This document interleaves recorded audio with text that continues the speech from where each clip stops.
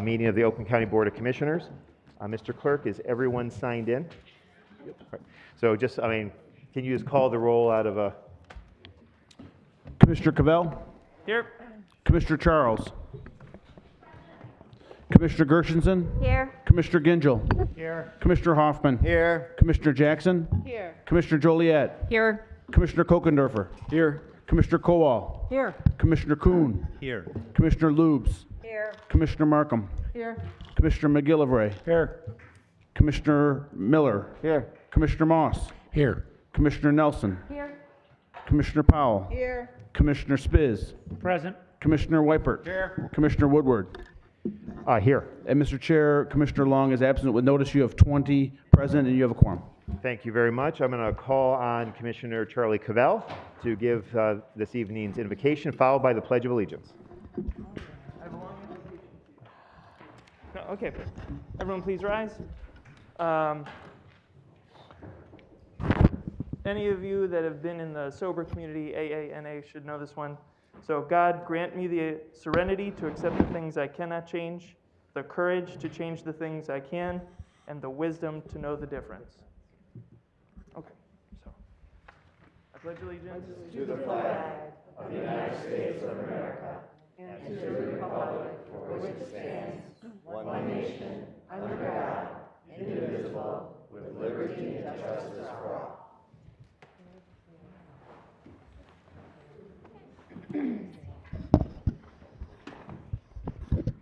I just want to acknowledge the passing of our deputy, Bob Loken, and for us to keep his family in their hearts. Thank you, Commissioner. Let's move to approval of the minutes from the December 30th meeting. Moved by Commissioner Miller, seconded by Commissioner Gingell.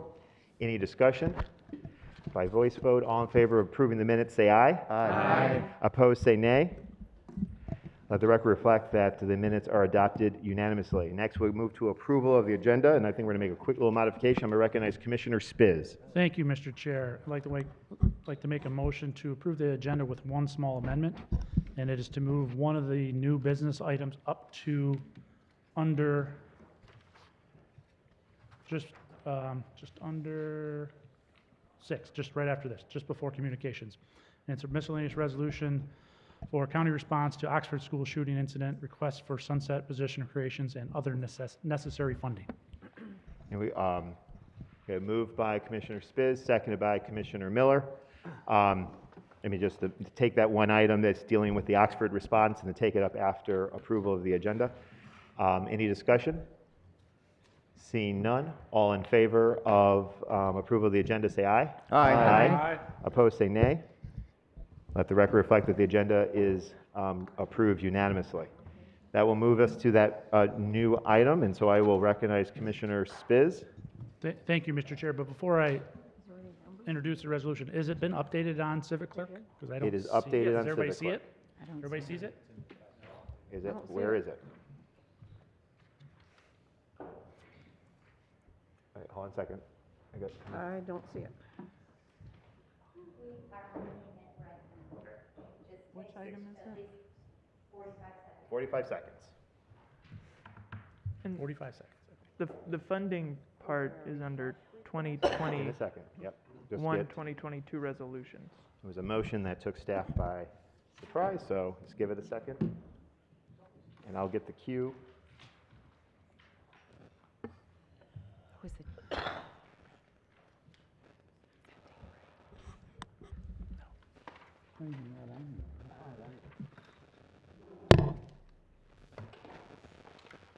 Start of the meeting. It's not on. We don't have to vote.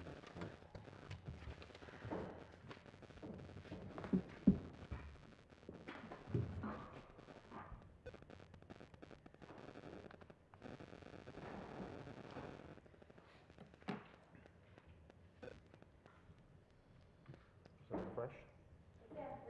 Okay, if everyone refreshes, How do you refresh it? refresh is the little circle arrow at the top. Okay, there it is. And so if you hit refresh, you should see county response. to Oxford school shooting incident request for sunset positions and other necessary funding. It's not on here. Oh, there it is. If you hit refresh, Mine is on here. staff is moving around to help you I have refresh. it. Where's It is 6A. It's listed as 6A. Am I missing? There it is. Okay. You have it? Yeah, but it's not this. There you go. They updated it.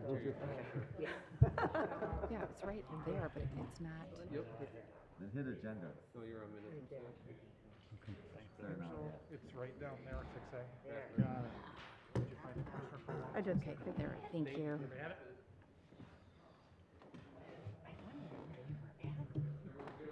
Got it. Does everyone have it? I got it. Commissioner Gershenson, you're good now, right? Yep. Yep, okay. Are you good? Does everyone have it? Yes. Everybody have it? Okay. Commissioner Spiz. Yes, thank you, Mr. Chair. I'd like to introduce miscellaneous resolution for the county response to Oxford school shooting incident, request for sunset position creations and other necessary funding. You're going to move to suspend the rules to take it up immediately? Yeah, move to suspend the rules. Moved by yes. Commissioner Spiz, seconded by Commissioner Lubes, to take the issue up immediately.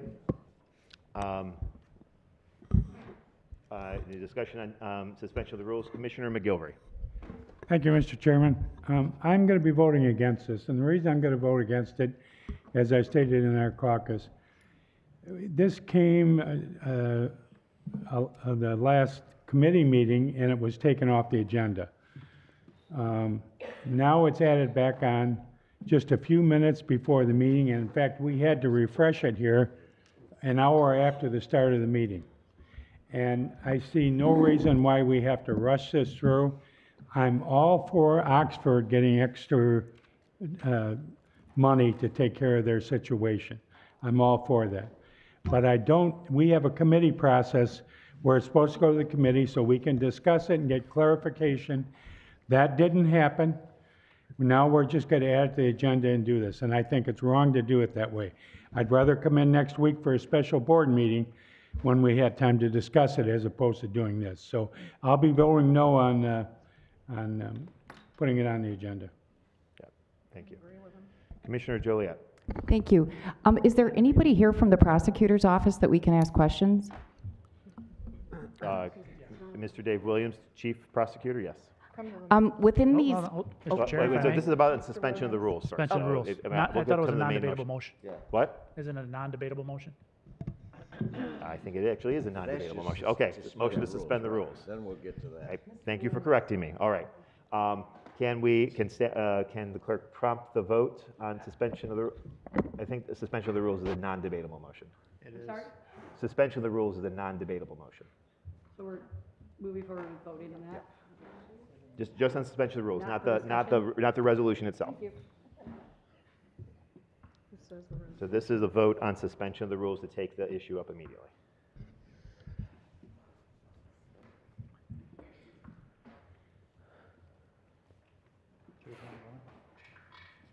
says to vote for the resolution, not to suspend the rules. No, it doesn't. No.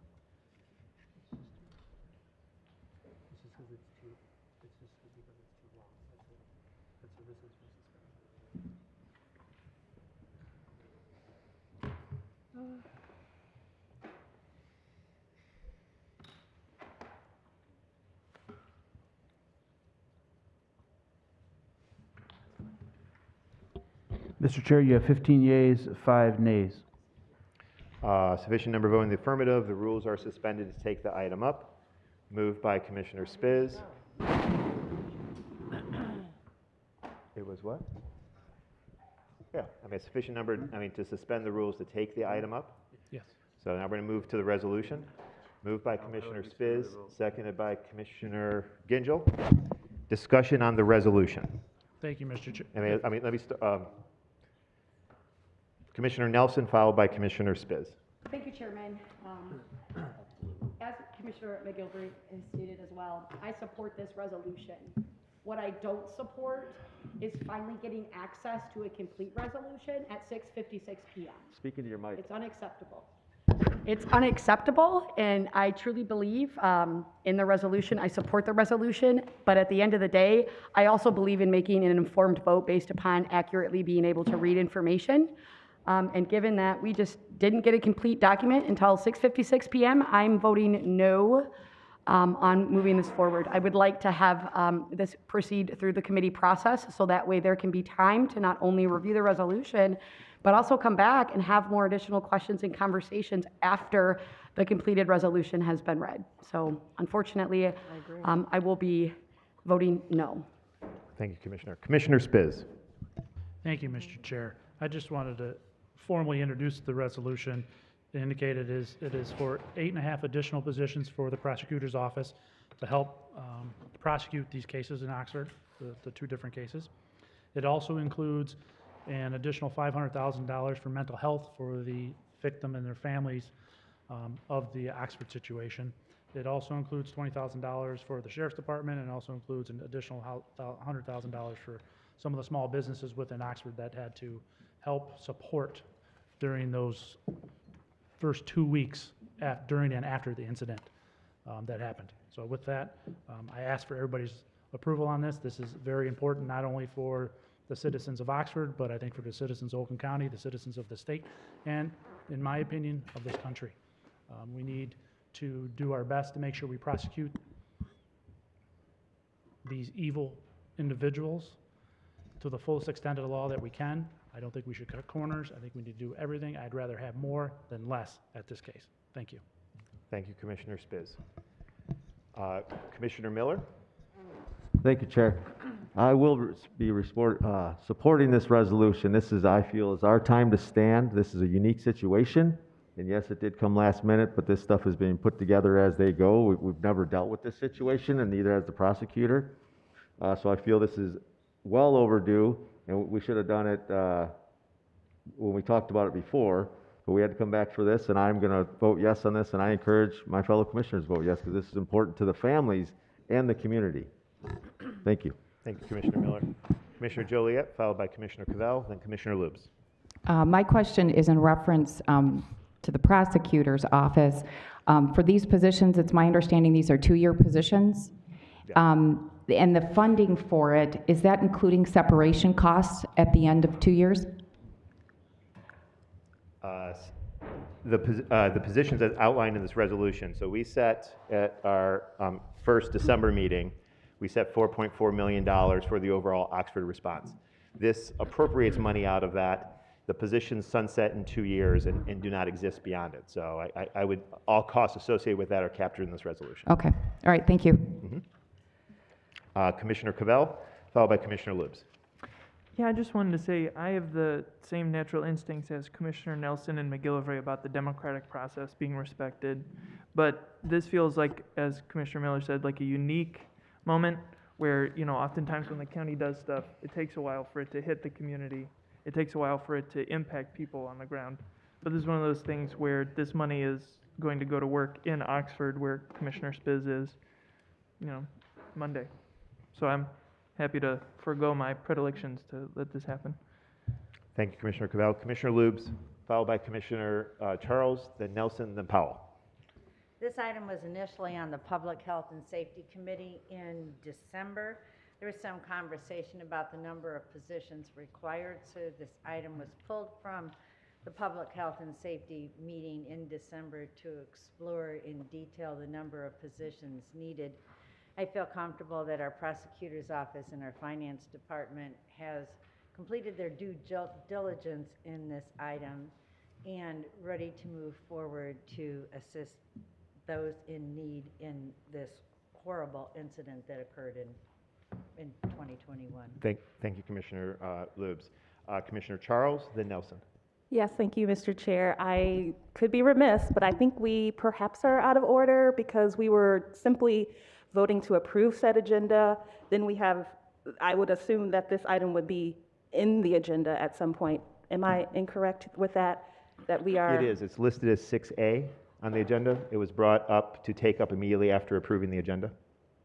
When the motion to adopt the amendment brought it up. There's some time constraints. Got it. Thank you for that correction. Thank you, Commissioner Charles. Commissioner Nelson, then Commissioner Powell. Thank you, Mr. Chair. Given that we have committee on the 25th, so in less than 5 days, we have a Public Health and Safety Committee, which, of course, at the permission of the committee chair, to accept this item as a late item on our agenda on Tuesday and could come back to the full board on February 3rd. What is the urgency of literally less than 10 days? I mean, to respond to that, these are positions, it takes time to, it's 2 days, it's 2 weeks later, almost 2 weeks later to start the recruitment to fill these slots. And, time is of the essence, and to make certain that these positions exist, they can't advertise for these positions until they're created. So the urgency is, Now, I see. Thank you. Commissioner Powell. As stated in caucus, there is a sense of urgency with this matter. Like I stressed in caucus, this is the first event we've had in our state and in our county. And we know that our prosecutor's office and our sheriff's department has been working around the clock, even though the sheriff's department is not related in this. And for me, why I am a yes vote is because even though I don't live in Oxford, it did hit my district because I have students who attend Oxford High School who are transported from the city of Pontiac. So as of right now, because I have these type of families, these individuals in my district, I feel that the urgency is now. And because we have not had this experience and it is become of a request of us to move immediately by our prosecutor and of course by our sheriffs, we've seen the news, this is a national covered story. I think that we need to move in support of this resolution. Thank you. Right. Thank you. Commissioner Markham for the first time, then Commissioner Cavell for a second time. Thank you, Mr. Chair. I'll be brief. I have spoken with Mr. Williams about the nature of this over the last couple of weeks as we asked them to try to pare this down to the bare minimum that they need to get going with. I will just say that I have been convinced that they need this to get the work done, that the magnitude of this job is not like anything that, they have convinced me, the magnitude of this job is not like anything that we have dealt with. And the need is there, and I am going to be in support of this motion. Thank you. Thank you very much. Commissioner Cavell. Yeah, just real quick, is it okay? We're going to move to the vote. Thank you. Let's just take the vote. Any further discussion on the resolution? Seeing none, Mr. Clerk, will you please prompt the vote?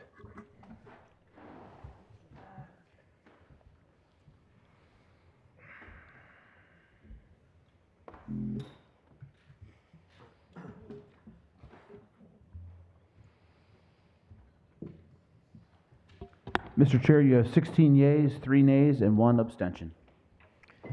A sufficient number voted in the affirmative. The resolution is adopted. Commissioner Spiz. Thank you, Mr. Chair. And just I want to take a point of personal privilege. One, to thank the entire Board of Commissioners, the Prosecutor's Office and the Sheriff's Office. I know Under Sheriff Childs is here somewhere. Thank you for approving this, but I also want to say I'm sorry to the audience because I need to excuse myself. My wife and daughter are waiting for me for the open house at the Oxford High School, and I need to get there. So, thank you. Duly noted. Thank you, Commissioner. All right. We will move on to the agenda. We'll move on to communications. And I will first ask the clerk, are there any communications?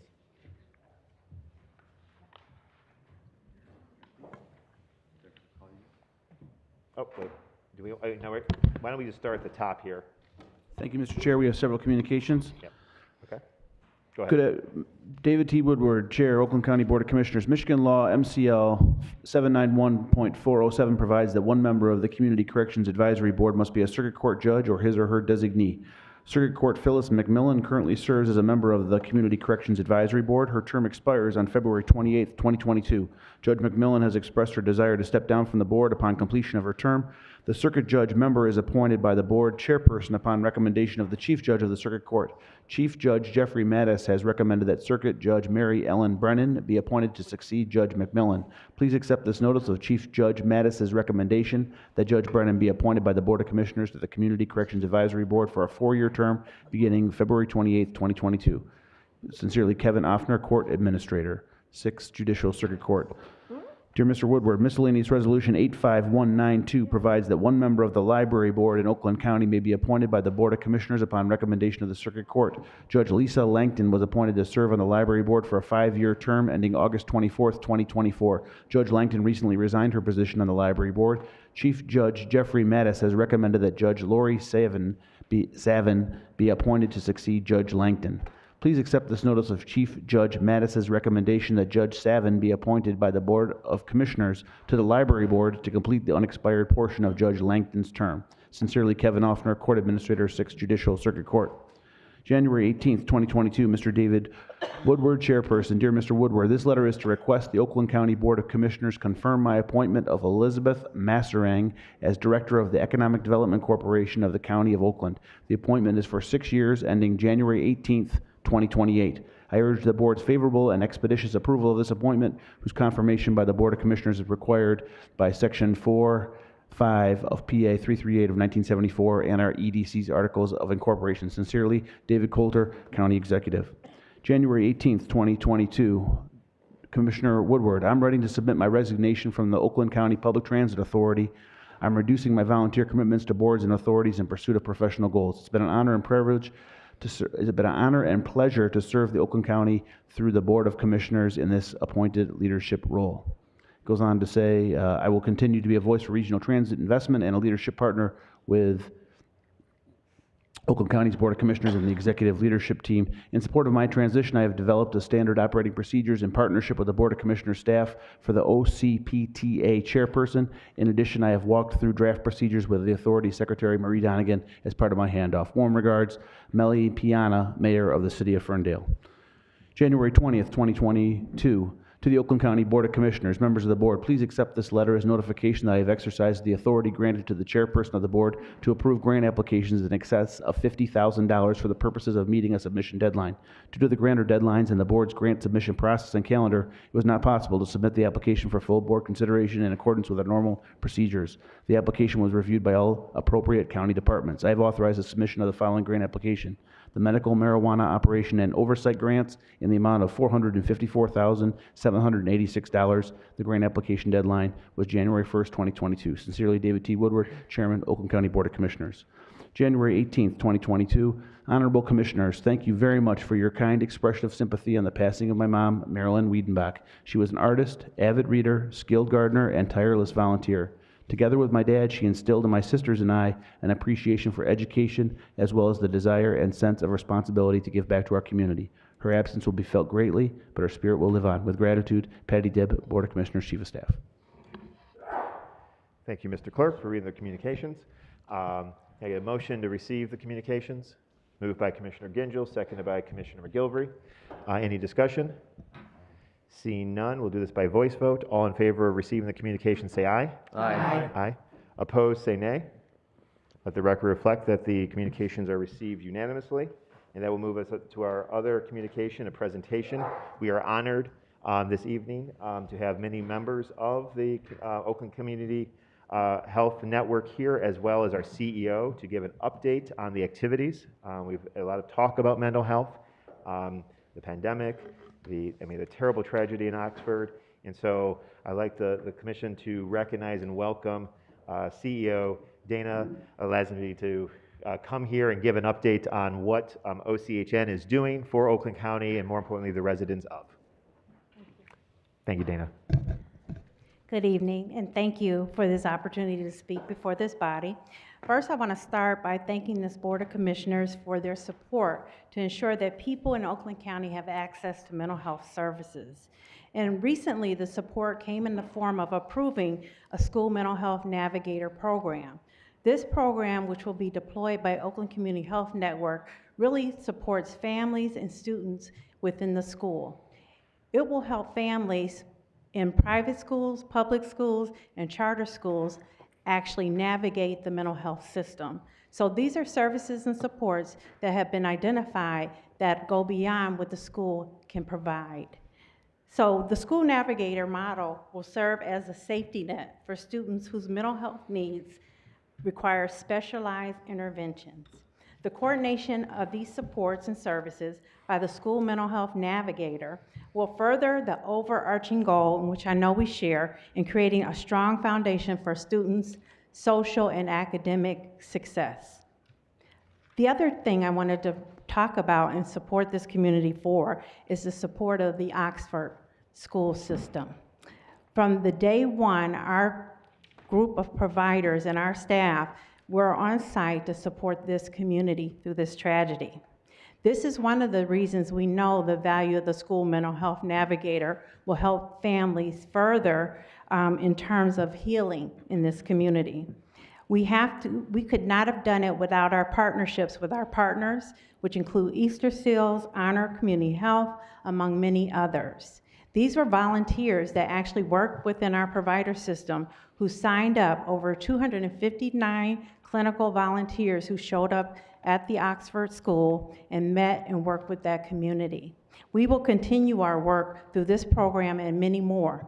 We know that our providers are currently working with the school district to expand those mental health services in school. And I'll tell you, this is a true example of how we can work together and really support this community as they begin to heal. I think it's important to demonstrate that we came together, coordinated activities, assigned volunteers to work in the school on their own time, and really went in to offer the support of the staff, the students, and their families. So since that day, we've provided over almost 1,500 services directly to individuals impacted during this tragedy. The other thing I wanted to talk about, and it aligns with our strategic priorities of improving access and expanding crisis, is we are in the process of building out a Children's Crisis Stabilization Unit, which will be at the Resource and Crisis Center on this campus. We're looking at starting construction probably at the end of next month, and we are anticipating we shall be open probably at the end of the summer. This is one of the ways that we are looking at how we can help children who are in crisis not to sit in the EDs or wait for services that they badly need. This is also a way that children can begin to start services and supports early on instead of waiting to be transferred to another location. So as we release the services, we want to continue to work with you, and thank you for your support. And we know we could not have done this without us working together. So there are other opportunities that we will bring forth to you, and hopefully you all have a copy of our crisis response summary from the Oxford, and I'm open to any questions you may have. Commissioners, do you have any questions for our CEO? Commissioner Gershenson.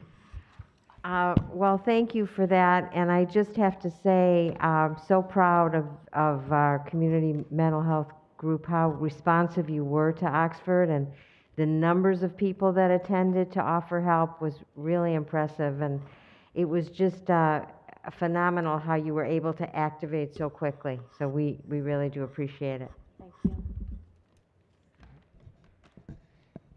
Commissioner Cavell. I just wanted to sing your praises, Dana. It's been fun talking to you and working with you, not just on things as of late, but over your whole tenure. It's been great. You're a great collaborator. Thank you. Thank you. And OCHN, Dana, if you can introduce our fabulous members. If our members of the OCHN board can please rise. Dana, you want to introduce them? Yep. These are citizen members that volunteer their time to help set policy and appropriate the resources to meet the needs of our county's most vulnerable frankly in their some of the greatest times of need. And so, Dana, if you recognize our board members. Mr. Jonathan Lansman is our board chair, and Ms. Melkaya Nguyen is a board member, and she is in charge of our program and compliance committee. And they are tirelessly committed to what we do. So Absolutely. I appreciate them so much. And the members of my team are also here. Ms. Christine Berg, Suzanne, and Francis Carley. And they were very important to all the work that we did with Oxford. Great. Well, absolutely. Another round of applause for our citizen volunteers and the team that makes this work. Dana, and I look forward to strengthening our partnership as we continue to address the mental health needs of our community. Thank you so much for being here. All right. I think that we've gotten through all the communications, and it will move us to item 8. This is annually we need to do this, nomination election of vice chairperson. I will recognize Commissioner Markham. Thank you, Mr. Chair.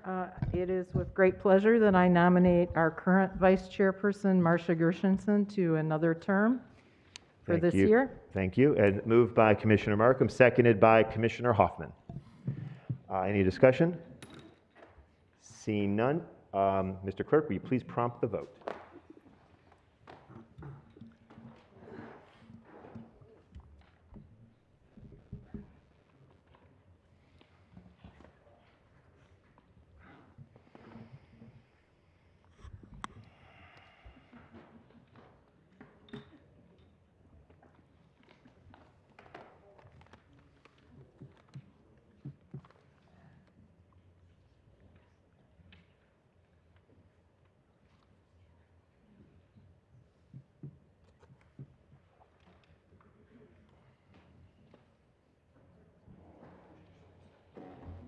Commissioner Spitz is gone.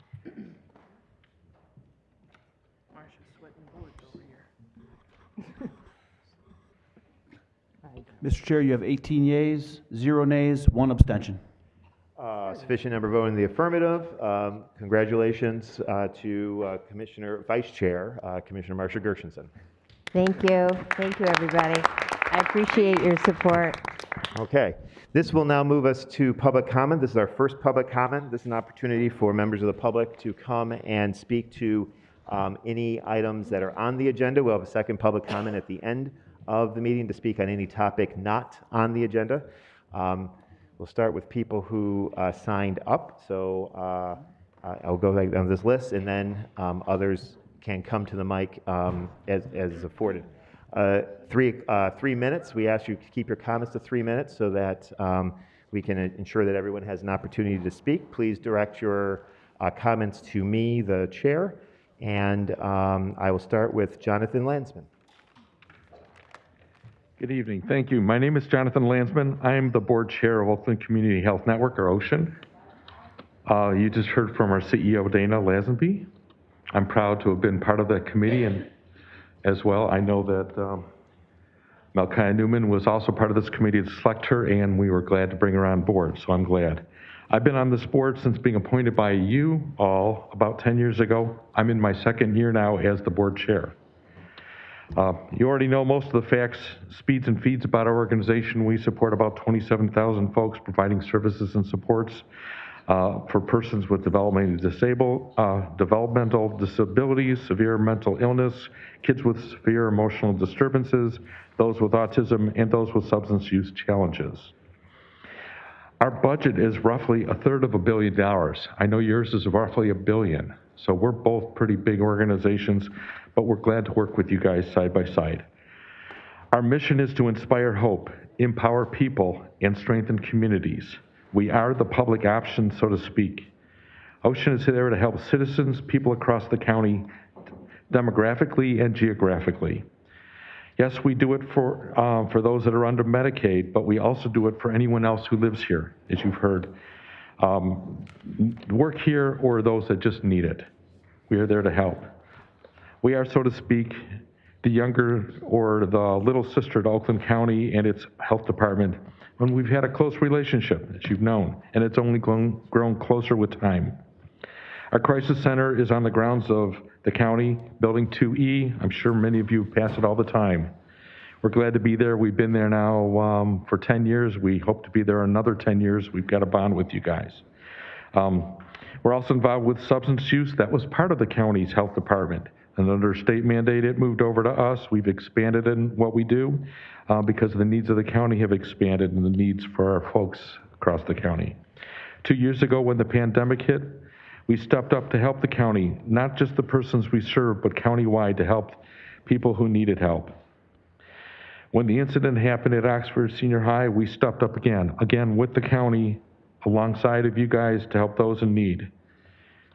And that need continues, and even though it's no longer a lead story on TV or the front pages, it's a need that people, they need help.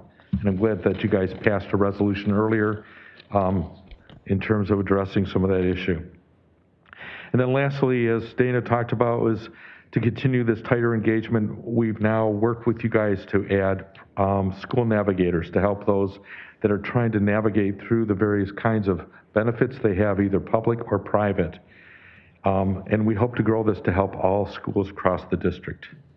So we do this because it's not because it's easy. No, it's hard. I need you to please wrap up your I will. your comments. I will, thank you.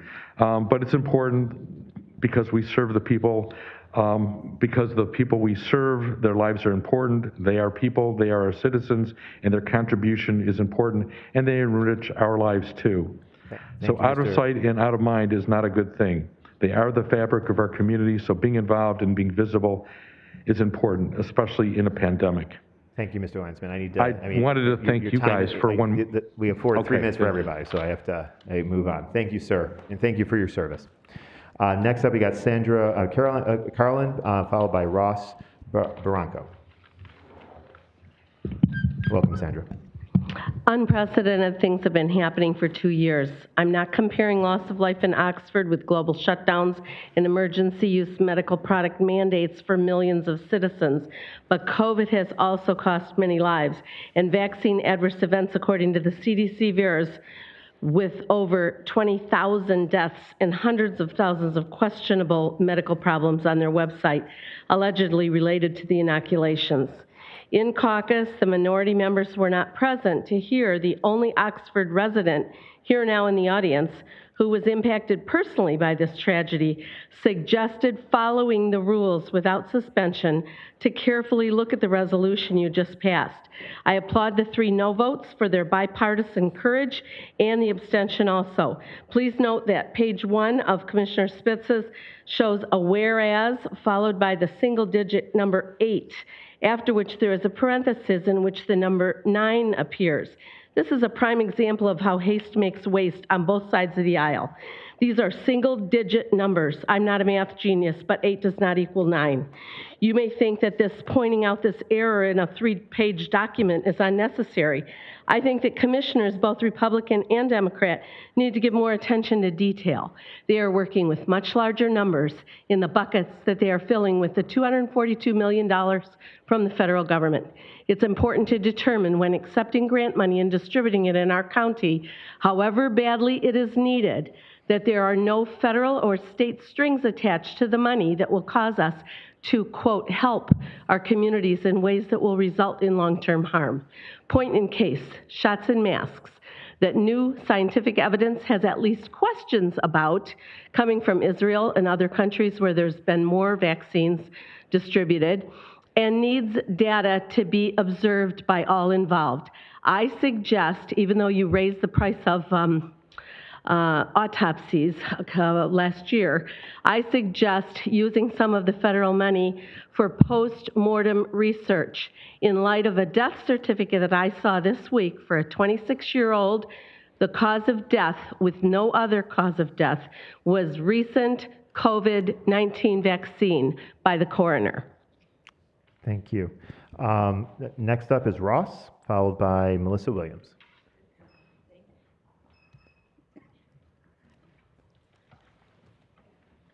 Yes, I just wanted to comment on item 6A that doesn't appear on the agenda.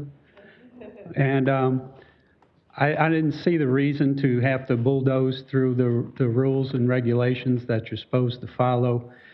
You have 8, or is it 9, positions to fill, and I don't see the possibility of you filling those up with the labor shortages that we've been experiencing over a 10-day period.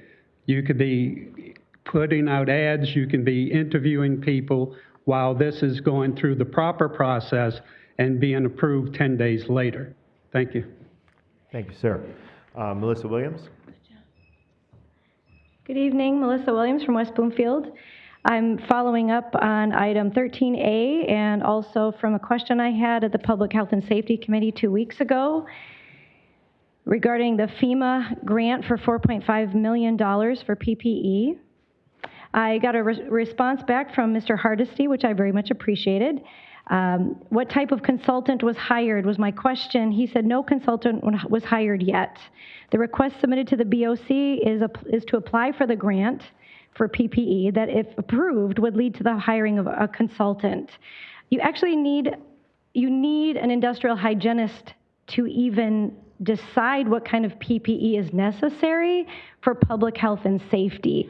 A public health and safety decision to ask for a grant for taxpayers' money from FEMA for $4.5 million, this needs, it's not just a consultant. Let me explain what an industrial hygienist does. They're not like a teeth hygienist that cleans your teeth. They're actually the people that have studied and been certified with health and safety through OSHA that show up at a company, or a military hygienist would actually show up like an Ebola breakout in maybe Liberia or something, and they would assess what kind of PPE needs to be put in place to really protect the public. I've researched and found two that have 20 plus years experience. I have their phone numbers, I vetted them, and they both have excellent credentials. They could save us millions of dollars. Okay, my next question was, what was the name of the credentials of the consultant? I just explained that.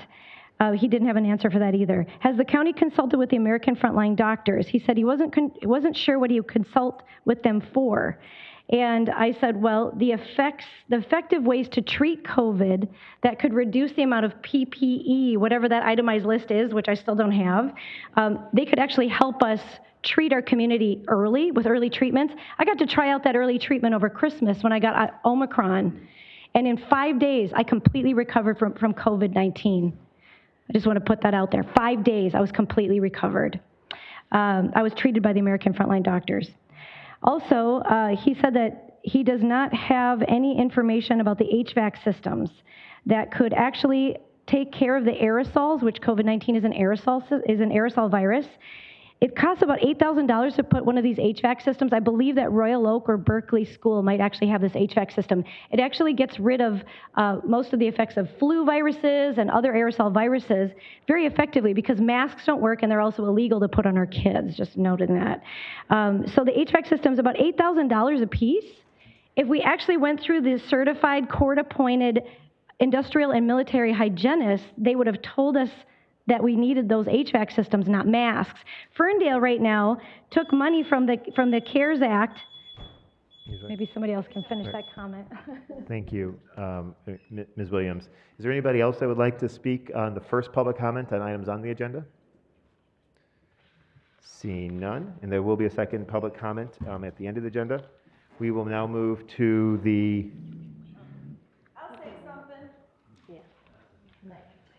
If you can come to the mic, give your name, community of residence, and... Happy New Year. I'm Tasha Shergan from Clarkston. I just want to add on to what Melissa was saying. There's, I don't remember what website, but it shows how much money that the schools have been given for COVID relief. And Michigan schools have been given over $3 billion. So where's that money going? Are we still buying more masks? Like Melissa said, we know the masks aren't working. We could install better HVAC systems. Honestly, I've helped out in school cafeterias. That's another place to start, by boosting children's immune systems naturally. We can't just keep throwing chemicals at them, putting these masks on them, and the fear and the emotional torment that they're going through. We see what happened at Oxford. I mean, that just breaks my heart. But do you think that these kids are going to improve, they're going to heal, and they're going to be healthy mentally if they're in this experience where there's fear, they're forced to abide by these rules that it's kind of weird and freaky? You know, I went to Myers today, everybody was masked up. most of the people were wearing N95s. I did not get that memo. I have no idea what's going on. When I walked in and saw all the sheriffs masked up with the N95 masks, I'm sure that costs a lot of money too. But that's not a proper mitigation strategy. If you listen to the industrial hygienist, she talks about a hierarchy of mitigation strategies, and the masking is not at the top of that list. So we need to refocus on what we can do to actually help our children instead of just focusing on getting the money, following the rules, because what we're doing is not working. So Thank you, Tasha. Welcome. If you can give your name and community of residence. And remember, keep your comments to the agenda. Yes, good evening. My name is Laura Gagliardi. I'm a resident of White Lake, Michigan. I wanted to expand on the thoughts that were just presented. I'm an architect that specializes in the design of scientific facilities. I design laboratories.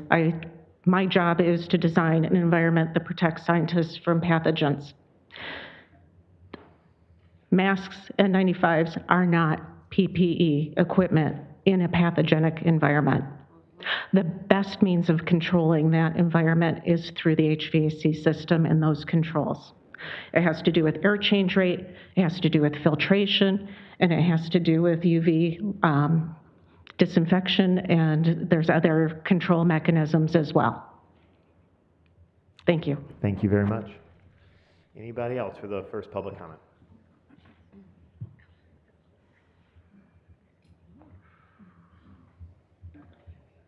My name is Susan Tompkins. I'm from Troy, Michigan, and obviously Michigan. So I just want to touch on the HVACs in schools.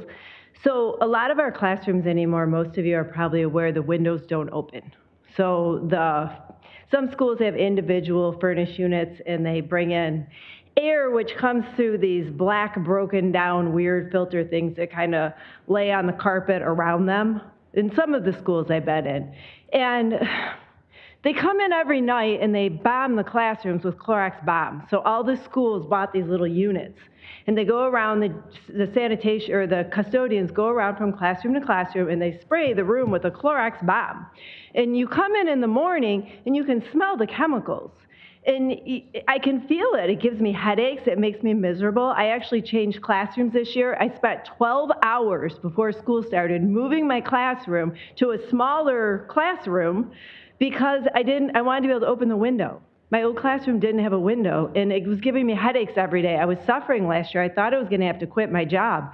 And because of this Clorox bomb and the other chemicals, somebody comes around all day and sprays the doorknobs. So I'll be teaching in the classroom, and they're spraying the doorknobs. That we've hired 2 people to walk around. They call them COVID cleaners.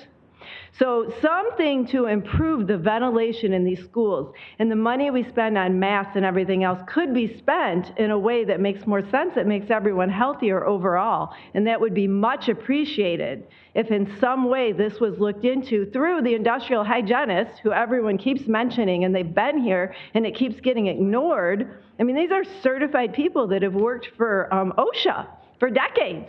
Please call them, look into it, help us. That would be wonderful if you have any influence to help us out in that manner. Thank you. Thank you very much, ma'am.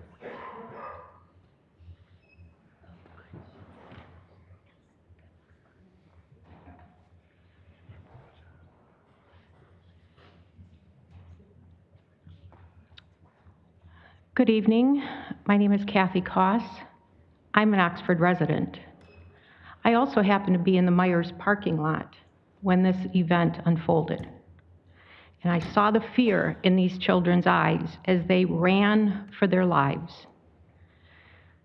My biggest concern, and I addressed the Democratic caucus earlier, but my biggest fear is, and concern, is that our school board begged and sent emails and text messages and made phone calls asking for our administration up in Lansing to remove this mask mandate from our children in our schools, because no one can see their faces. I can't see your smile on your face.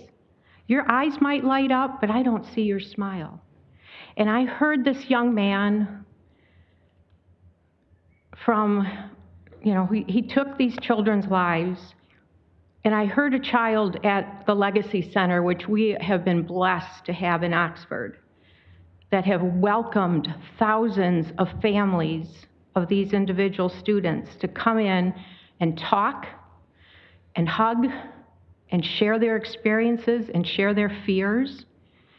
And many of those students said, I just want these masks off. I want to be able to see your face and your face and your face and your smile. And our administration ignored them up in Lansing. They never returned a phone call. They never returned an email. And our school board is now dealing with this mess, that this event that has been created in our community and has brought everyone to our knees because we are fearful of what these children have had to endure, and is it possible that it's going to happen again anywhere in Oakland County? These kids have been masked up for 2 years. You cannot do that to kids. Emotionally, and they are on virtual learning. They don't get to be with their peers. They've lost so much in their senior years and freshman years.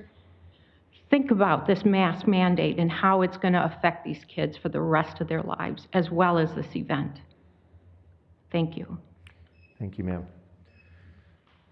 Anyone else for the first public comment?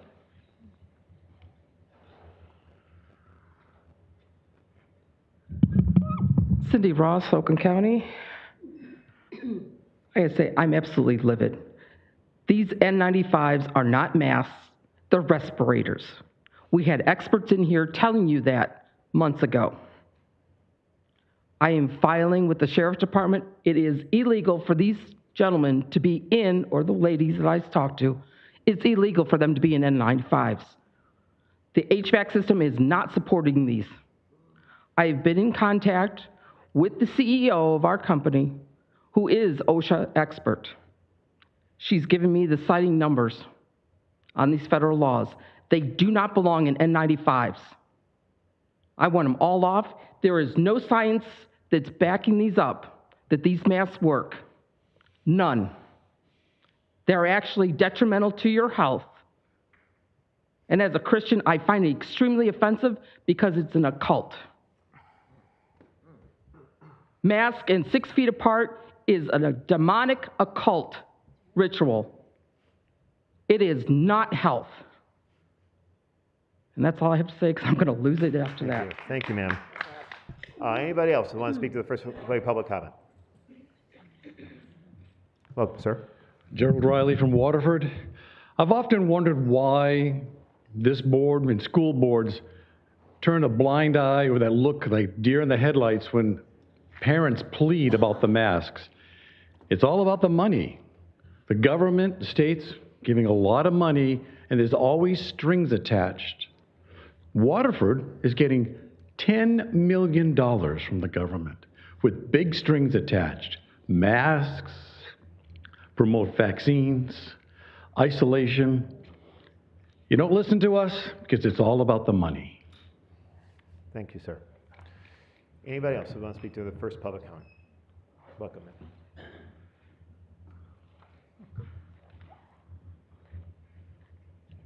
Hi, Board. Thank you very much. Michelle Zonka from Huntington Woods. It's my first time speaking.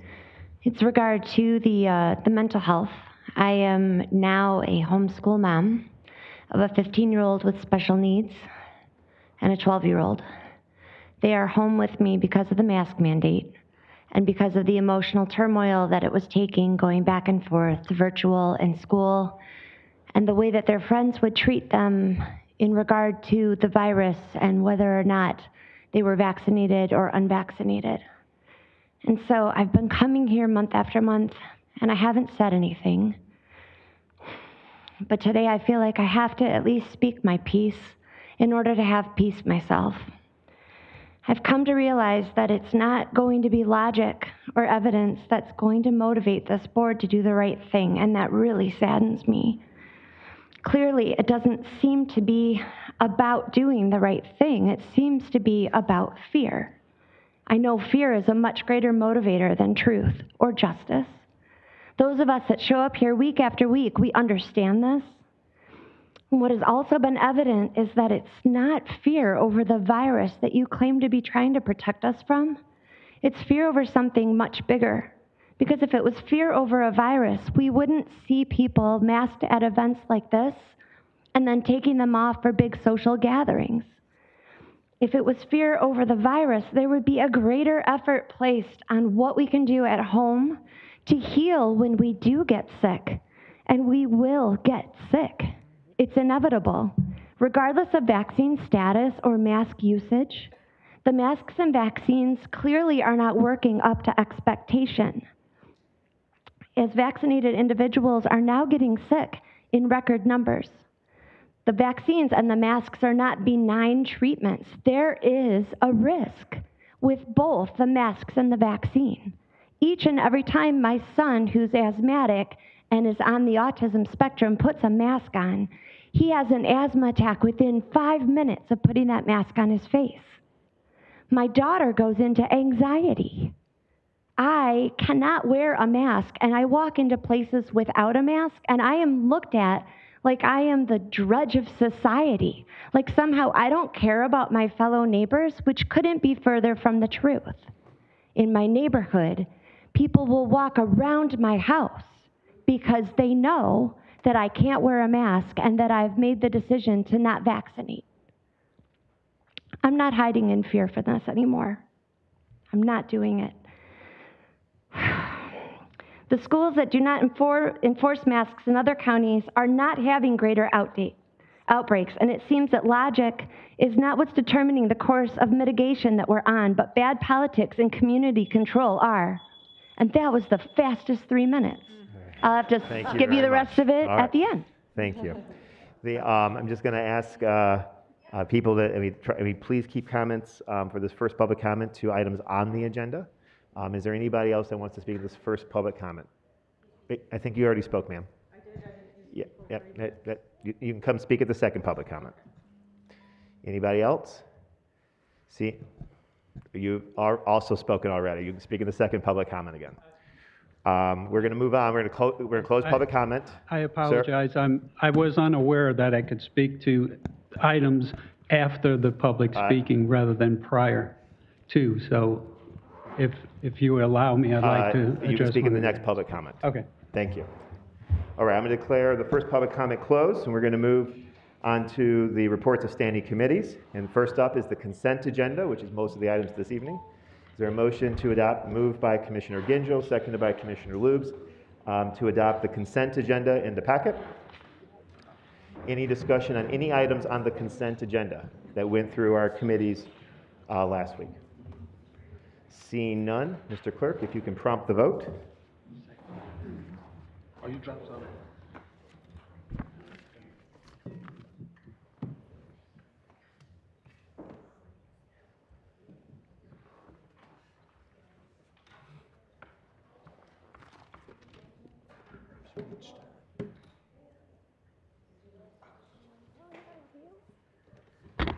Mr. Chair, you have 18 yeas, 0 nays. Okay, a sufficient number voting in the affirmative. Can we record, did she disappear? So let the record reflect that there are 19 affirmative votes with Commissioner Powell voting in the affirmative. Is that up there now?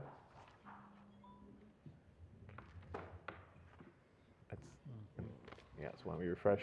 And that looks like 19. Yes, okay. Thank you very much. Sufficient number voting in the affirmative. The consent agenda is adopted. That will move on to the regular agenda and all items. There are no items under any of the standing committees on the regular agenda. Those are all taken up in the consent agenda.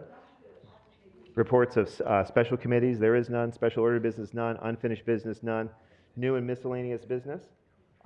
And I will call on commissioners to introduce some resolutions. And so I will first recognize Commissioner Gingell. Thank you, Mr. Chair. I actually have two to introduce. I'd like to introduce a resolution for the sponsorship of the 2022 International bocce tournament at Palazzo de Bocce in Orion Township, Michigan, and I'll refer that to the Economic Development and Infrastructure Committee. I believe that's where that would go. Yep, referred without objection. The next resolution I'd like to introduce, and I'll also ask staff and the clerk to make one minor change, which I'd like to be added as a sponsor on the top.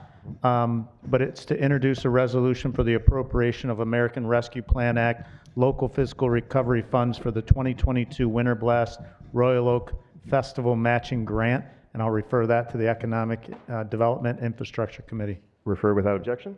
Thank you. Next up, I think there, can someone, I'm going to recognize Commissioner Powell. Mr. Chair, I would like to introduce a resolution appropriating funding to commemorate Elizabeth Denise Forth as the first African-American landowner in Oakland County and refer it to LAGO Committee. And I also wanted to state that in 1825, Ms. Forth purchased 48.5 acres of land in Pontiac from the Pontiac Company, so it's in my district too. So. Great. Thank you, Commissioner you. Powell. Referred without objection. Let's see, let me call Commissioner Hoffman. Yes, thank you, Chairman Woodward. I'd like to introduce a resolution urging Oakland County to pay all surplus proceeds with interest to any affected taxpayer that the county has previously retained their equity from tax foreclosed property. Refer to finance. Referred without objection. And then there's the establishment of a regional partnership between Oakland, Wayne, and Macomb counties for broadband and equity and water infrastructure. And I'm going to have Commissioner Miller introduce that, and we'll refer that to LAGO. And referred without objection. I think those are all the items to be introduced. That will bring us to announcements. Are there any announcements? Any further announcements from commissioners? I mean, one thing, Commissioner Powell or Jackson and Charles, do you want to make an announcement of the Black History Month, African American History Month, in the effort that's underway there? Yes, so I would like to share with my commissioners and also guests here with us. 4 commissioners, myself, Commissioner Woodward, Commissioner Charles, and Commissioner Jackson, has come up with an recognition that we want to do for Black History Month, where I'm asking all commissioners to submit nominations, and the community can submit nominations for African Americans who live throughout Oakland County doing great things. We will accept all nominations, and then we will recognize them at one of the February meetings. Commissioners, I will share the timeline and additional information, and we will soon be putting all the information out so for community members to join in this effort as well. And it's titled, the Oakland County Board of Commissioners Honor Outstanding African Americans in Oakland County.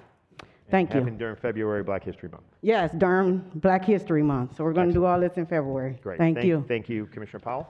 Is there any additional announcements? Seeing none.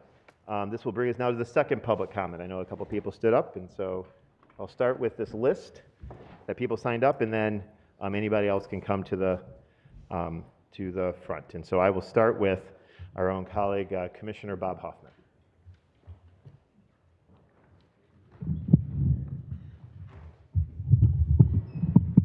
Thank you, Chairman Woodward.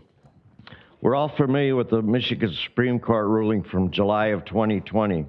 The Supreme Court ruled that the state's General Tax Act provisions that allowed counties to collect delinquent real property taxes through foreclosure sale and keep all the property owner's equity realized from such a sale is unconstitutional.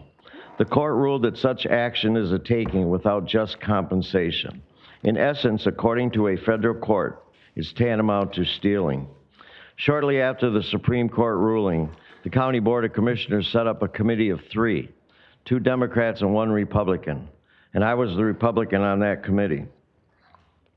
I believed our charge was to identify these people who lost their property because of this unconstitutional law locate them, have a system in place, and give them their money back to avoid further the consequence of ongoing litigation. It didn't take me long to realize that that was not the intent of Oakland County at all.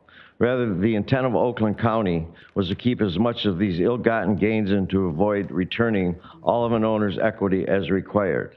In furtherance of this intent, Oakland County filed a motion in Oakland County Circuit Court, asking the Circuit Court to rule that the Supreme Court ruling was prescriptive. The Circuit Court concurred with this motion. This meant that anyone who lost their property after the Supreme Court ruled in July of 2020 would not lose the equity in their home. But all the people that lost their property before that, without just compensation, would not return the equity in their property. The ruling of the Oakland County Circuit Court is now on appeal, causing the county to incur more legal fees. As a member of the three-member Committee of Board of Commissioners, I asked the county, on whose authority did you file this motion in Oakland County Circuit Court? No one responded. On June 10th, 2021, I sent a letter to Oakland County Corporate Counsel, copied the county exec and all the commissioners, and I asked them, on whose authority did the county file this motion in Oakland County Circuit Court? My written request was totally ignored. Where is the transparency required for any of us as commissioners to make informed decisions on these matters? Where is the logic in what the county is seeking to accomplish?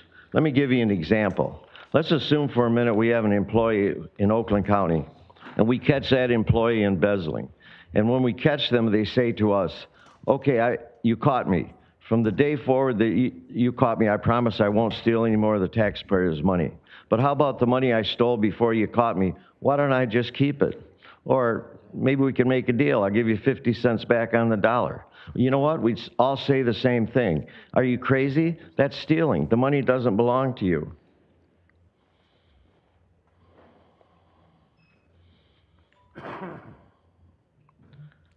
Well, Oakland County is being advised to act in reliance upon the Oakland County Circuit Court's ruling. Taxpayer lawsuits all over the state are proceeding in both federal and state courts to seek full recovery of taxpayers' equity, claiming Fifth Amendment violations under the U.S. Constitution.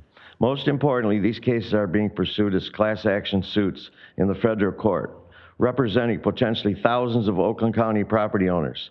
These cases have a 6-year statute of limitations under federal statutes. In the federal court cases, actions assert, and to the date, the United States Sixth Court of Appeals has confirmed the counties taking ownees' equity under the General Tax Act is unconstitutional. Currently, the status of the federal class action suits is that the U.S. District Court for the Eastern District of Michigan has entered a judgment that damages are owed for the amount of the owner's equity so taken based upon the tax sale price for the property involved, together with interest and attorney fees. An open issue currently on appeal before the U.S. Sixth Circuit Court of Appeals is whether the measure of damages should be the greater the equity lost based upon the foreclosure sale price or the fair market value of the property taken. We all know that property sold in a tax foreclosure auction is not fair market value. How the court will rule on this issue remains open. However, take notice that what is decided is that the property owners are entitled to full return of their equity, plus interest and reasonable attorney fees. My urgent message to you is, mark my words, the county's course of action or lack thereof has and will cost the taxpayers of Oakland County millions more, and I believe 2 or 3 times more than the millions it would have cost had we set up a system, identified these people, contacted them, and gave them their money back. The county is treating this as if it's just another typical negligent case solely within the jurisdiction of the Oakland County Circuit Court. It is far more expansive than this. Based upon federal court ruling, the appellate court level, Oakland County is facing substantially greater liability than its current proposed settlement efforts are contemplating. The county is pursuing a misguided resolution without transparency among the members of this commission, in hopes the taxpayers affected will keep their heads buried in the sand and not react to the federal court rulings. This is totally unbelievable to me. We wonder why people don't have respect for government. We wonder why people don't like politicians. This is a prime example right here. We all know what the right thing is to do. We have a sworn duty and a mandated obligation to uphold the Constitution.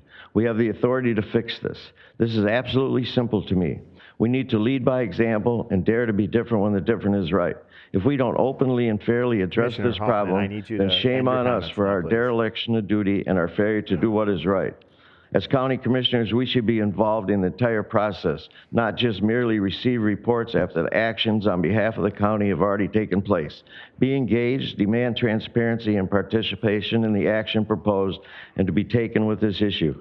As a final decision-making body, we need to demand answers to our concerns and to the status of the potential liability to the county arising out of these class action lawsuits. Let us commit here and now to do what is the right thing that our honored position as members of Oakland County imposes upon us. Thank you for the additional time.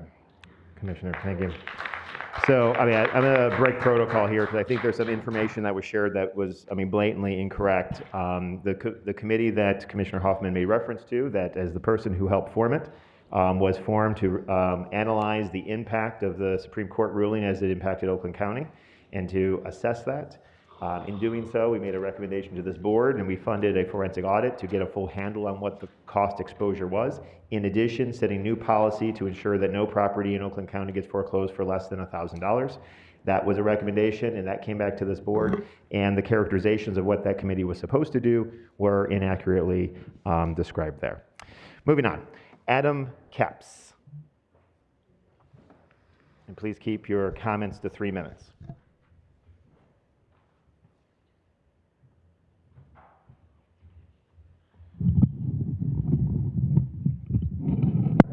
Sorry. And Adam, can you share the community you're from?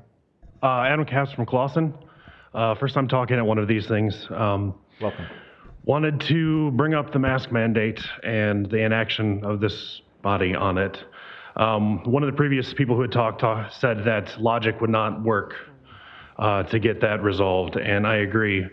You've had doctors over the course of months come and say how it's ineffective and dangerous for our kids. You've had industrial hygienists come and say how it's not being done properly, not being done appropriately, and not effective for what is needed. You've had parents come and talk about the detrimental impact that it's having on our kids, and none of those things have convinced this board to even put it on the agenda.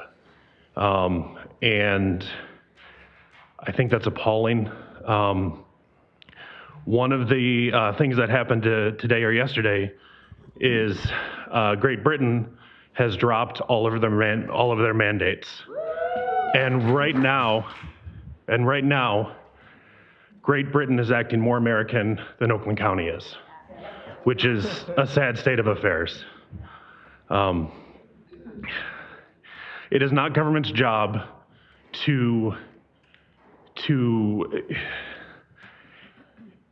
it's not government's job to limit parents or children for our own good. It is the government's job to limit themselves to protect our rights. And this body is not doing that. Thank you for your time. Thank you, sir. Denise Capps, followed by Gerald Riley.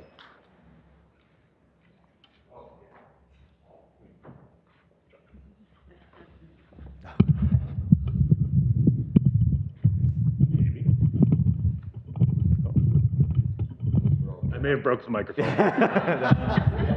We're going to have to do stand. Is that going to work, or Commissioner Cavell? Can you or hear me? Commissioner Moss, the engineers of this board?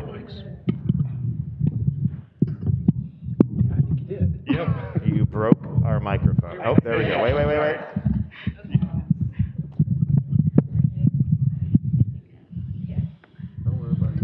That's amazing.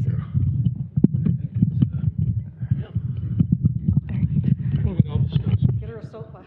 There we go. That's fine. Thank you. All right, my name's Denise Capps. That's my husband from Clawson.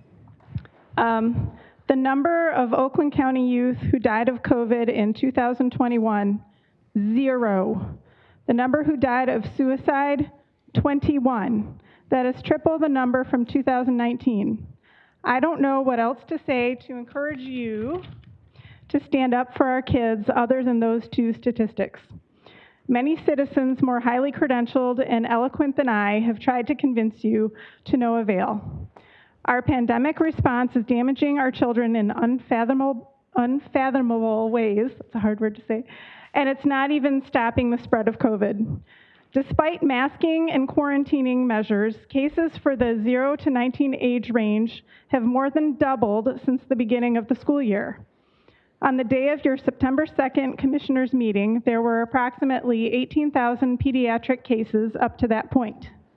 As of today, it's almost 44,000.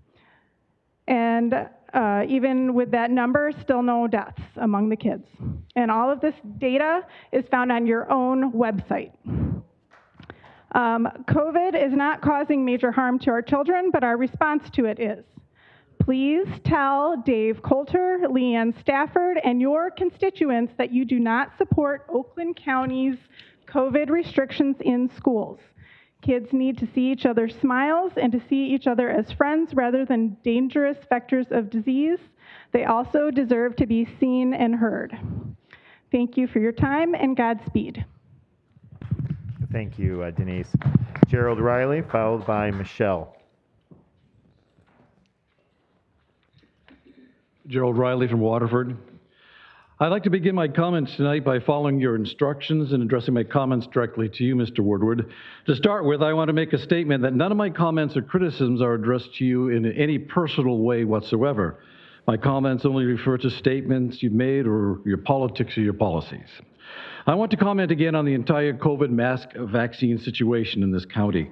I'm using these illustrations to illustrate an ever-increasing fear and concern I have of federal, state, and even county government encroaching upon our basic rights. Simply put, I'm alarmed at the increase of the government in their attempt to control, also called tyranny. I would like to read a statement, and I don't know who wrote it, otherwise I would give them credit, but for this incredibly succinct statement. Quote, among all the vaccines I've known in my life, diphtheria, tetanus, measles, rubella, chickenpox, hepatitis, and others, I also want to add the flu and pneumonia, I have never seen a vaccine that forced me to wear a mask and maintain my social distance, even when you are fully vaccinated. I have never heard of a vaccine that spreads the virus, even after vaccination. I've never heard of rewards, discounts, incentives to get vaccinated. I've never saw discrimination for those who didn't. If you've ever been vaccinated, no one has tried to make you feel like a bad person. I've never seen a vaccine that threatens the relationships between family, colleagues, and friends.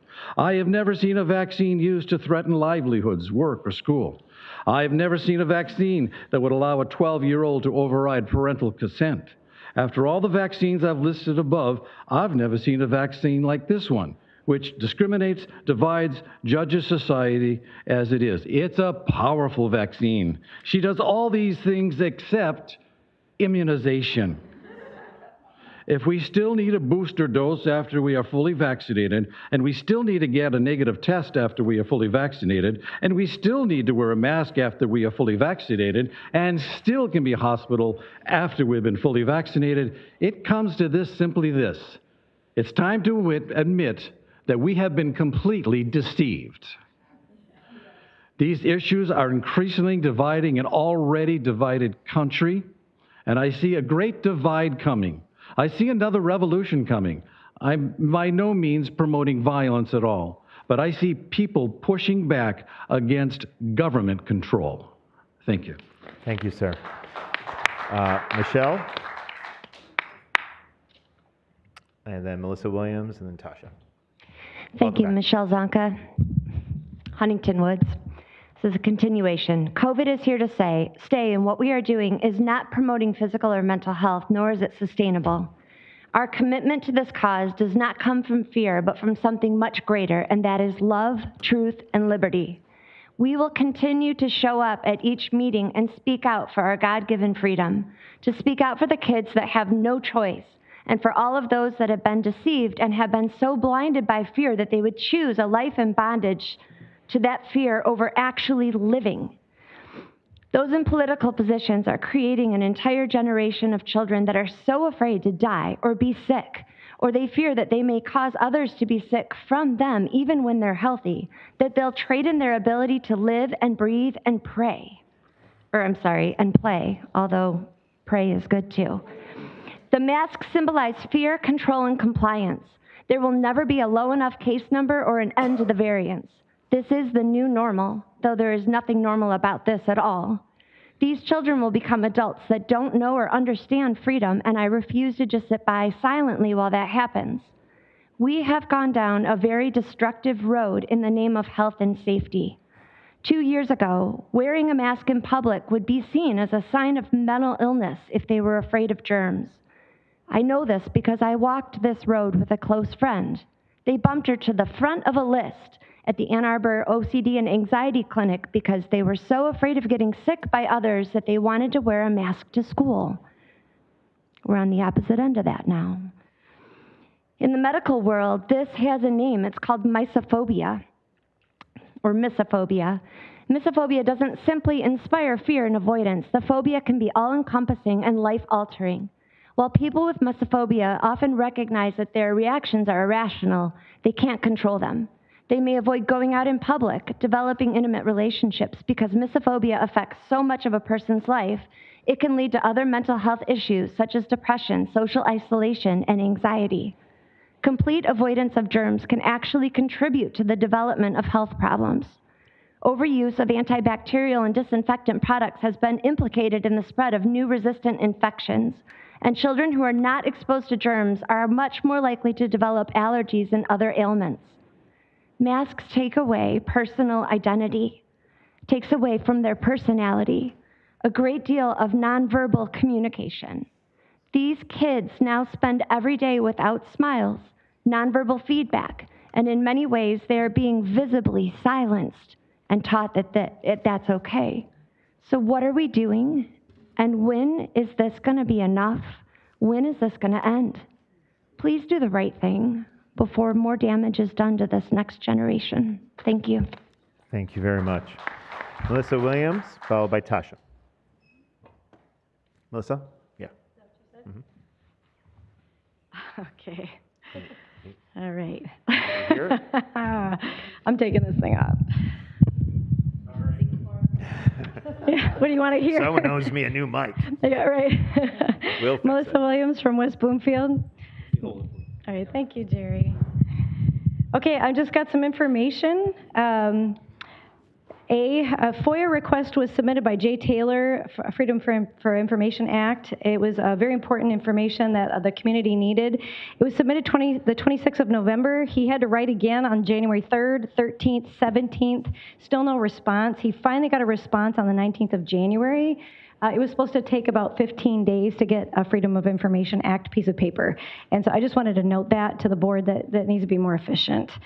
We're actually working on a lot of lawsuits right now, and we need you to be more efficient with that. So if you could communicate that to your staff. A lot of the meetings coming in 2022 are at 8:30 in the morning. This is burdensome to the community.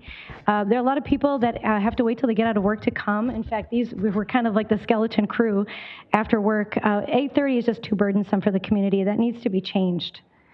The third thing I want to say is that Washington, D.C., you can't get into restaurants without a vaccine at this point.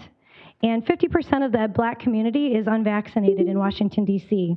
So unfortunately, now, here we're going into Black History Month, 50% of black families cannot go into restaurants in Washington, D.C. So I don't know if anybody's aware of this, but we actually submitted an ordinance to prevent medical discrimination in Oakland County. Wouldn't it be great if we set the precedence for that? We actually submitted it to several of the commissioners, and if you'd like to see that, we based it off of legislation that was in Lansing, and I believe was passed by the Senate. So have a look at it. We would like to see the end of medical discrimination before what's happening in D.C. and in New York and Washington. I don't know if you know, the state of Washington has actually gone to the point of having internment camps. And if you want to see that, I can provide some information on that. Internment camps, like concentration camps for the unvaccinated. So you know our governor, Newsom, you've seen these governors in action. It's headed here. Okay, the last thing I'd like to say, the second to last, is that any person that's going to Ferndale School District that has their child in an N95 mask, give me a call. You might have my number already. I can help you fill out the form to file an OSHA violation so that the school can be fined. The last thing I want to touch base on is really interesting because an Indiana insurance agent came public with an incredible report of an uptick in deaths to 40% among working age people 18 to 64. This is an Indiana Life Insurance. The head of Indianapolis-based insurance company, One America, said the death rate is up a stunning 40% from pre-pandemic levels among working-age people. We are seeing right now the highest death rates we have seen in history of this business. Not just at One America, the company's CEO, Scott Davidson, said during an online news conference this week, the data is consistent across every player in that business. One America is a $100 billion insurance company that has had its headquarters in Indianapolis since 1877. The company has approximately 2,400 employees and sells life insurance, including group life insurance. If you want the rest of that article, I've got it. I'll send it to you. It's an interesting link. Thank you very much, Melissa. I got Tasha up next, followed by Laura. Tasha still here?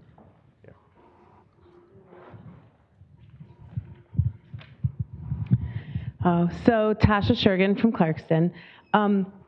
Today, I just so happened to meet a Oakland County Sheriff, and we had a really good conversation, and I wanted to share with you guys some of the things he told me because I was very surprised by it.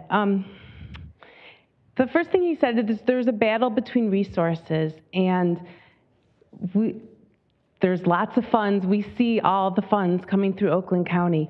We need to do what's right to support the Sheriff's Department. We see what happened with Oxford.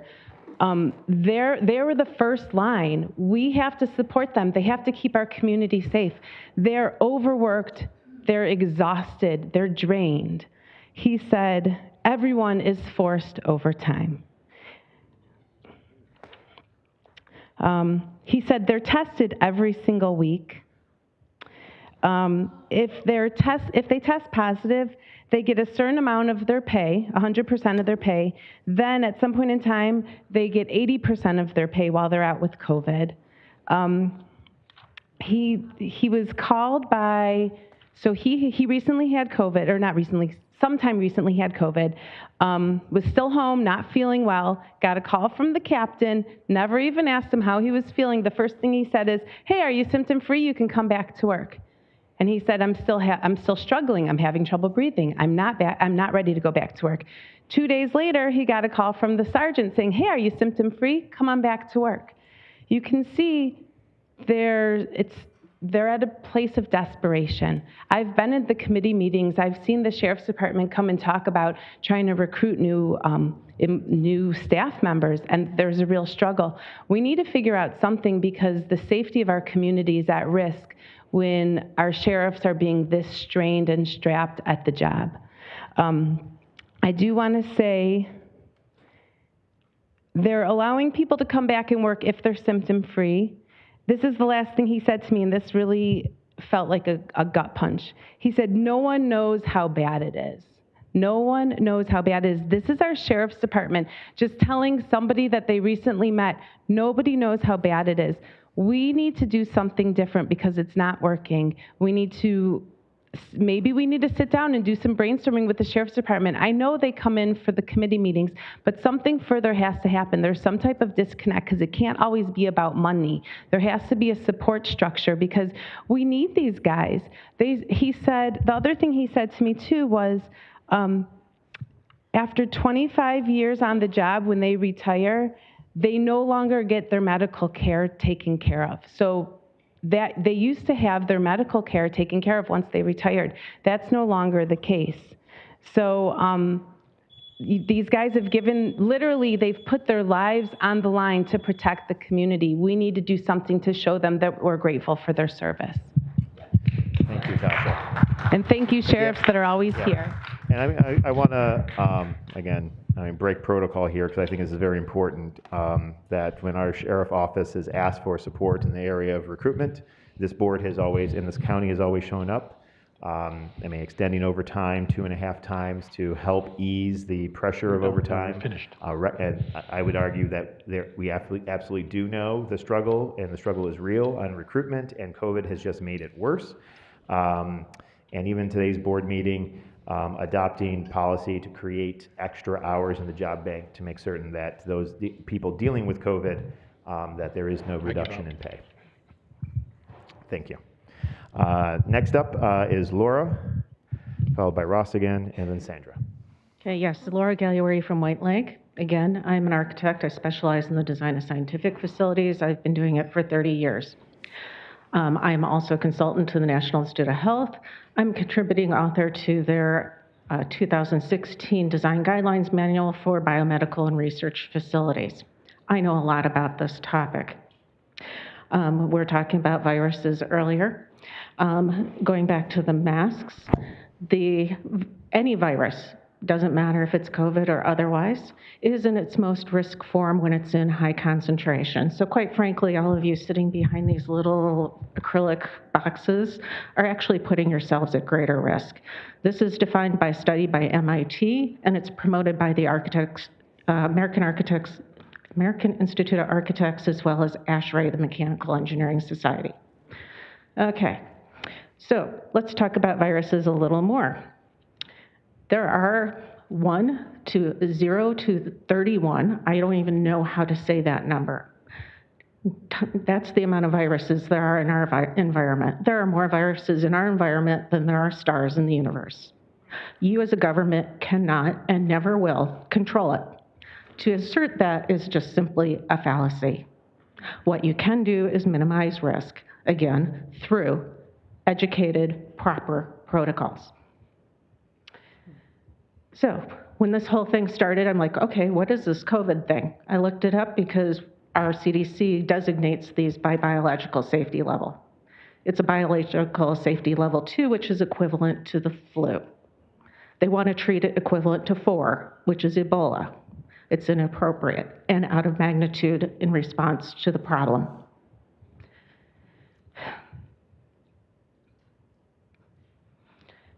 So the response is also just outrageous. So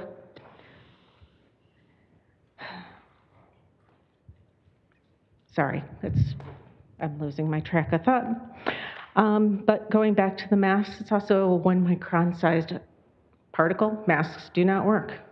You need a HEPA filter to actually capture that. If your mask can't stop an allergen, if you have allergies, seasonal allergies, it sure as hell is not going to stop a virus. Matter of fact, let's talk about how we actually sample and treat viruses in a laboratory. If you were to go to the hospital and have a sample taken, it's put in media, and then it's put in an incubator, which is a moist, warm environment for a period of time to allow that pathogen to populate and propagate so they have enough of it to test it. Your mask is essentially that media. You are creating a warm, moist environment on the inside of your mask, as well as collecting debris, viruses, pathogens on the outside by your constant touching and its environmental contact. So you are not protecting yourself, you are increasing your exposure. Thank you, ma'am. Next up, we got Ross and then Sandra.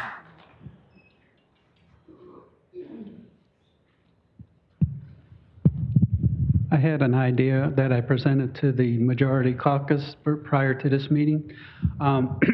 The Maples of Novi Golf Course is up for sale, and I was, and the Parks and Recreation was there at the meeting talking about Parks and Recreation. So I was suggesting that the commission get with Parks and Rec and ask them to do a feasibility look at the potential of purchasing the property as either a golf course or turning it into a park like a soccer golf course or exercise units and things of that nature, snowshoeing, cross-country skiing or something on the course during the winter times and that sort of thing.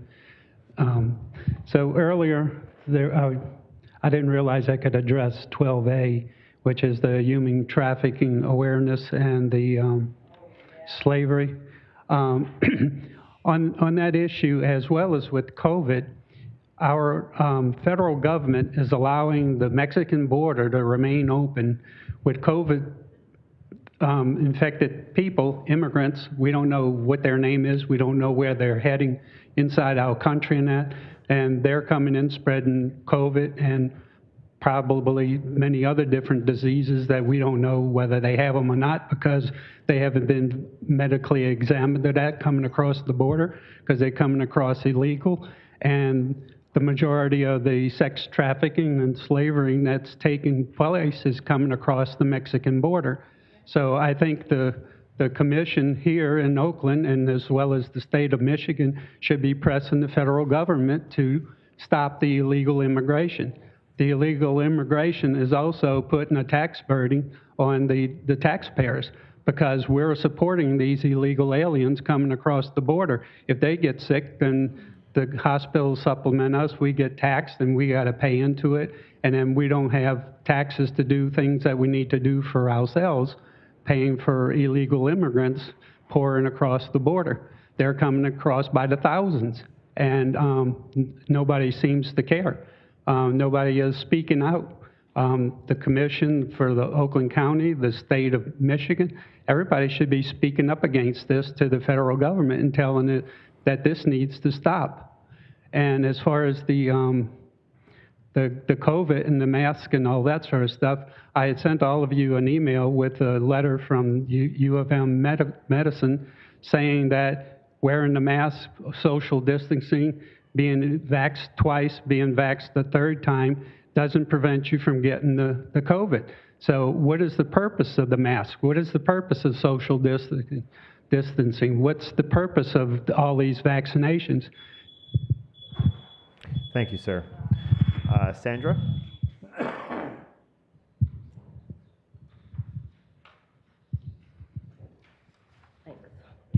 I was going to just read my comments from earlier because I'm sure that you guys can't be listening or you wouldn't be hearing all these experts and these individuals with experience in the field that you do not possess. The healthcare workers that were here a few minutes ago, I asked at least, three of them, if they would like the phone number of the HVAC information and the aerosol, the lady, the architect. No, we're good. They're good because they have the money that you're giving them and you're not holding them accountable. People are still getting sick. You can throw billions at this and it's still going to get you. Why don't you bring in presenters for 10 to 20 minutes instead of 3 minutes of ignored public comment? We have experts here like Laura, Melissa. She researches this more than I guarantee that about half of you have, at least. So please improve your air in your life. RGF.com is a company I worked for a number of years. I made presentations to U of M, Beaumont, Huron Valley, all these hospitals. And you know what the board members told me sitting around a fancy table like yours? They leaned forward and said, we can't put that in the air system of our hospitals because we'd have to get permission from the patients. And I said, do you have permission from the patients for what they're breathing now? No, answer was no. A hospital in Ohio actually put it through their whole hospital, and they were in the top hospitals in U.S. News and World Report. No, I think it was U.S. News, best hospitals. Anyway, I got to whip through this. They refused that HVAC system. Masks are not the end. You know that. We know that. We're here fighting about masks, but mandates have caused family problems, forced family members to take gene therapies that they do not want to keep their jobs. Single moms, minority people that have been scared to say no to the hospitals. When Henry Ford came out with their mandates first, said they were going to fire people, I said, oh my gosh, I read this on the internet, it must not be true. And so I looked it up, and sure enough, I called 2 Henry Ford hospitals. They said absolutely. And one of the gals in their HR department said, I'm really scared, I don't want to do this, I'm a single mom, but I can't afford to lose my job. You can change this. The health board members that you depend on in making decisions in this body are not OSHA trained. We have people who have that information, and they refuse the phone numbers. Would you please wake up and listen now? How many more deaths do you have to watch? I have a death certificate I announced earlier on my phone of a 26-year-old man who the coroner had the kahunas to put on the death certificate, died of recent COVID vaccine. Thank you. Is there anybody else that would like to speak during this public comment on any topic? Please come to the microphone. You just ask you to introduce yourself. Good community evening, residents, everyone. and I'm please keep Prince. your comments to 3 minutes. I'm Prince Miles L. First off, I want to say I'm out of Pontiac. Thank you to all you courageous American citizens fighting for your rights. It was very inspiring to sit there and listen to all of the trials and issues that was brought forth today. I think the ultimate answer here is that elections have consequences. And so we got to get out during this next election cycle and make sure our people show up to the polls so we can end this tyranny against our constitutional secure rights. I know all too well about what's happening because it's been going on in the city of Pontiac for about 20 plus years. No respect for the rule of law, no respect for parental rights, no respect to anything to do with respecting our constitutional values in the city of Pontiac. And we've seen the results of policies that are unconstitutional. They murder us on the ground, they disrupt our natural flow of living, does not improve conditions there at all. And it's only got worse over time. We see that with failing schools. We've been had a high rise in crime. Crime is like, it's like an ongoing theme in the city of Pontiac because of the lack of resources due to failed policies, failed, or should we say just bad decision-making from our elected officials over the last some odd years, which prompt me to be here tonight in support of my fellow Americans all over the country who's fighting for their rights. I'm leading the Red Wave in Pontiac, and so we want to make sure that we let everybody know how to support at voteprince.org, and we can rally up. It's also an opportunity to do a virtual meet the candidate for those that can't meet me in person. That's voteprince.org, and we can talk about how we can work together to improve conditions and to ensure that our Constitution does not constantly continue to be violated by those who work for the people. That is a breach of oath. And like I said earlier, we see what happened in Pontiac, and what's happened in Pontiac can happen to the county. So if we're serious about recovering Oakland, go to voteprince.org. You can contribute, you can support, you can communicate with me there, and we can learn better how we can improve conditions together as we go into this next round of election cycles. And let's win this 2022 election. Thank you and good evening.